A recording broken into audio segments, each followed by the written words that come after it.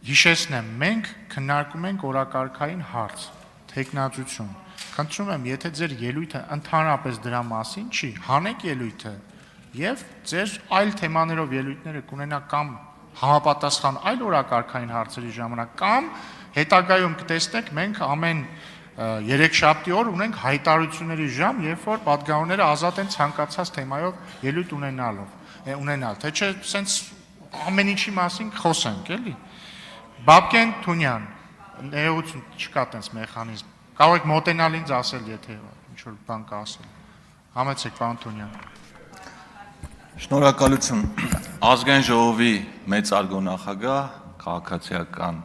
պայմանագիր խմբակցության հարգելի պատգամավորներ, Ուժեղ Հայաստան խմբակցության հարգելի պատգամավորներ, եթե կուզի պարոն Ղազարյանը իրեն էլ կարա շարքի մեջ ներառի, Հայաստան Դաշինքի հարգելի պատգամավորներ, ես ինչպես խոստացա նախ հայփոստի թեմային կանդրադառնամ, ոչ թե պարոն Կոնջարանին պաշտպանելու համար, ինքնին պաշտպանության կարիքը չունի, այլ որպեսզի մեր հասարակությունը մի քիչ ավելի լավ պատկերացնի իրականությունը, ինչու եմ անդրադառնում, որովհետև ես 2 տարի եղել եմ հայփոստի դիտորդ խորհրդի անդամ։ Հետո եթե ժամանակ մնա, մի քիչ էլ ընդհանուր տպավորություններով կկիսվեմ։ Ուրեմն նախ սկսենք տնօրենի մրցույթից։ Տնօրենները հայփոստում միշտ ընտրվում են մրցույթով, եւ մրցույթը անցկացնում է ոչ թե հայփոստի ղեկավարությունը, այլ դիտորդ խորհուրդը, որը ձևավորվում է ԲՏԱ նախարարության ներկայացուցիչներից, այլ կազմակերպություններից, եւ եթե Հայաստան Դաշինքի մեր գործընկերները ցանկանում են ավելի մանրամասն տեղեկություններ ստանալ, պիտի դիմեն ԲՏԱ նախարարությանը, համոզված ենք, որ այնտեղից իրենց սպառիչ ինֆորմացիա կտան։ Աշխատավարձերի մասով կամ հայփոստի վիճակի մասով, որ ասում եք աստղաբաշխական աշխատավարձեր են ստացել, ու նաև նշվեց, որ այդտեղ անտանելի պայմաններ են, այո, անտանելի պայմաններ են, ես 20 թվականին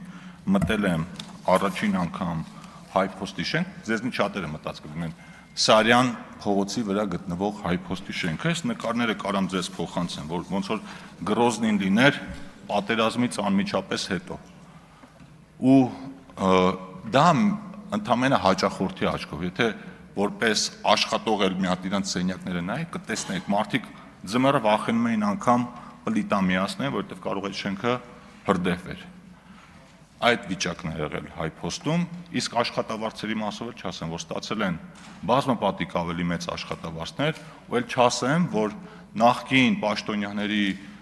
բոլոր հնարավոր հարազատները այդտեղ մի հնարովի պաշտոնի վրա գրանցված էին էլի բարձր աշխատավարձերով։ Հիմա ես պարոն Ռուբինյանի կոչին հետևելով մաքսիմալ կոռեկտության շրջանակներում մենակ փաստերով կխոսամ։ Հա, մի բան էլ շահութաբերության ու վնասաբերության մասին որ խոսում եք, այս գրաֆիկը, պարոն Կարապետյան, սա EBITDA-ն է։ Սա պետական կառավարման հասնելու կետն է, տեսնում եք ոնց է նվազել, հետո ոնց է աճել։ Այս ձեզ կտամ, այս մեկը։ Սակագների մասին խոսենք։ Երկրորդ, պարոն Խաչատրյան, հայփոստը պետական բյուջեից ֆինանսավորում չի ստացել։ Մի հատ բան հարցնեմ ձեզ, երբ որ ասում եք 522 միլիոն դրամի վնաս, այդ հաշվետվությունը կփոխանցեմ ձեզ, մի հատ նախորդ տարիների ցուցանիշներն կնայեք ու ամենահետաքրքիրը։ Պարոն Կարապետյան, հիշում եք, երեք ասում եք, որքան դիվիդենդ է ստացել պետությունը որպես բաժնետեր, պետական կառավարման անցնելուց հետո ասում եք 0։ Այս թուղթը փոխանցեմ ձեզ։ Այս թուղթը գիտեք ինչի մասին է։ Այն մասին է, որ պետությունը որպես բաժնետեր 2023, 24, 25 թվականներին ամեն տարի ստացել է 500 միլիոն դրամ եւ դեռ 1 միլիարդ դրամը պիտի ստանա այս ժամանակացույցի ու գիտեք սա ինչ ահաբաժին է։ Սա 2011-ից 2016 թվականների տնտեսական գործունեության արդյունքներով կուտակված շահույթից հաշվարկված շահութաբաժնի գծով պարտքն է։ Այսինքն այդ ընկերությունը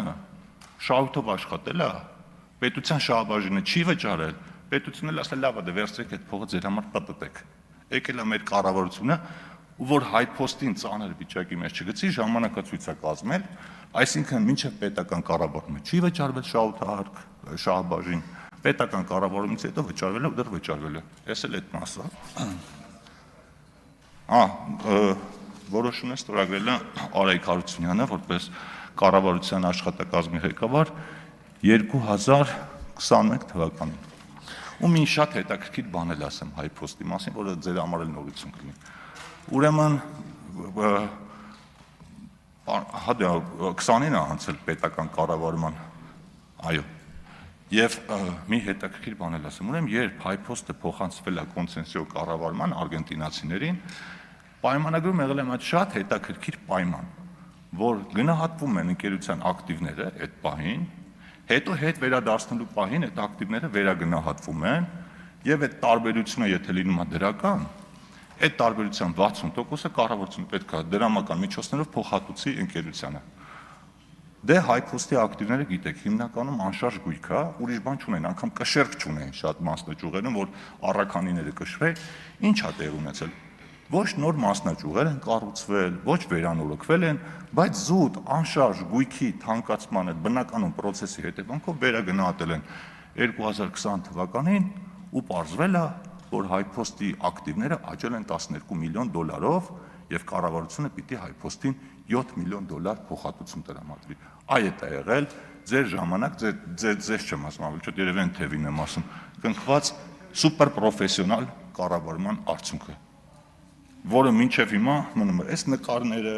այս որոշումները, այս ամեն ինչը կփոխանցեմ ձեզ, բայց ես մի առաջարկել ունեմ։ Քանի որ HiPost-ը գտնվում է ԲՏԱ նախարարության տիրույթում, մենք առաջիկայում լավ առիթ ունենք ու ազգային ժողովը ամենահարմար հարթակն է, որպեսզի մենք ավելի մանրամասն այդ թեմայով քննարկումներ ունենանք։ Ես ես սիրով կհրավիրեմ HiPost-ին էլ, ԲՏԱ-ին էլ այս բոլոր ցուցանիշների մասով քննարկումներ կունենանք, կհասկանանք ինչա տեղի ունեցել։ Եվ քանի որ ժամանակ կա, չեմ ուզում ամեն գնով սպառեմ, բայց ուզում եմ մի երկու բանով կիսվեմ։ Տեսեք, մենք ըստ էության այս երկու օրը իրար ուսումնասիրում ենք։ Դե Հայաստան դաշինքին ուսումնասիրելու բան չկա, 5 տարի ուսումնասիրել ենք։ Հիմա մենք ձեզ ենք ուսումնասիրում, դուք մեզ, ձեզնից մի մասին մինչև էտել ենք ճանաչում, հերակա կարգով իրար այդ բանավիճել ենք, արձագանքել ենք, բայց այնպես տետ-ա-տետ խոսակցության առիթ չի եղել ու պարոն Կարպետյան, ձեր ելույթը ինձ մոտ հույս առաջացրեց, որ մենք իրոք կարող ենք բարեկիրթ կոռեկտության սահմաններում թեկուզ իրար սուտ քննադատելով առաջ գնալ։ Գիտեք ինչ, մեր մոտ էլ կա բաներ, որոնց մասին մենք հիմա պիտի խոսենք, օրինակ, որ ասում եք մենք մենակ մեր օրակարգն ենք առաջ տարել։ Ես հիշում եմ իմ 8 տարեկան աղջիկը, երբ որ YouTube-ով ինչ-որ բան էր նայում ու մեջտեղ ընկնում էր ձեր այդ գովազդի տակ դրած ադրբեջանցիների տեսահոլովակները ու ինձ հարցում էր, ճիշտ է, ես մտածում եմ երբ է գալու այն օրը, երբ որ գամ ասեմ, այդ ով է արել, ով է այդ հիվանդ երևակայությամբ մարդը, որ տես բան է մտահաղացել ու եթեր է հեռացակել, բայց ու էլի բաներ կասենք, օրինակ պարոն Ղազարյանը ասում է, եթե 8 ապրանք քաղաքացիական պայմանագրից անցնեն մեր կողմ, դե գիտեք, ասում իրանք ապրանք են, հիմա գայթակղությունը շատ մեծ է, որ պարոն Ղազարյանին ասեմ ապրանքը դու ես, բայց դե քանի որ բարեկրթության կանոններով ենք առաջնորդում, չեմ ասում այդ մասին, բայց հա, չեմ ասում, չէ, իրոք չեմ ասում, չէ, չեմ ասի, բայց համաձայն եք հարգելի գործընկերներ, եթե բարեկրթության կանոններով ենք առաջ շարժվում, եկեք այդ կանոնը ֆիքսենք ու գնանք առաջ, որովհետև համոզված եմ, որ մենք դա կարող ենք անել։ Ես նաև գիտեմ հանուն արդարության, որ ձեզ կաշկանդում են նաև կարող է որոշ շրջանակներ, որոշ լրագրողներ, կարող է թասիբի գցեն, ասեն, բա այդ ոնց եք հետները կանգնած բարևում այդ խի էսպես արեցիք, բայց